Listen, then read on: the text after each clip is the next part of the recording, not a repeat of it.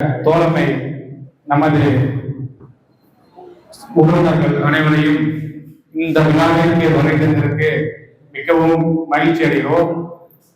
நான் என்னோட கோரிக்கை என்னன்னா, எப்போதுமே நம்ம சங்கம் ஒருத்தராலதான் உருவாக்கப்படலாம் கிடையாது.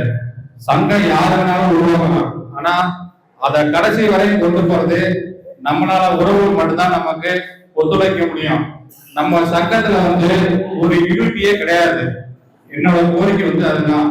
எப்போதுமே ஒரு யூனிட்டியா நம்ம சங்கம் இருந்தாவே அது கடைசி வரைக்கும் நல்லபடியா கொண்டு போய் சேர்க்க முடியும். ஏன்னா எவ்வளவோ நாட்டுல சங்கம் இருக்குது. முத்திரையர் இருக்காங்க, கொங்கு கவுண்டர் இருக்காங்க, வேளாளர் இருக்காங்க. சங்கங்கிறது எவ்வளவு பேர் இருக்கு. ஆனா அந்த சங்கத்துல நீங்க ஒரு மீட்டிங் வேணா பாருங்களே, திருச்சியில நடக்கட்டும் இல்ல எங்க கொங்கு சைடு இருந்த நடக்கட்டும், ஆனா அனைவருமே வருவாங்க. அந்த ஊர்ல சின்ன பசங்கள்ல இருந்து பெரிய ஆளுங்க வரையும் அந்த உணர்வு இருக்குது, அவங்களுக்கு கட்டாயம் இருக்கும். ஆனா நம்ம சங்கத்துல மட்டும்தான் அந்த உணர்வுங்கிறது யாருக்குமே இருக்க மாட்டேங்குது. அது ஏன்னு தெரியல.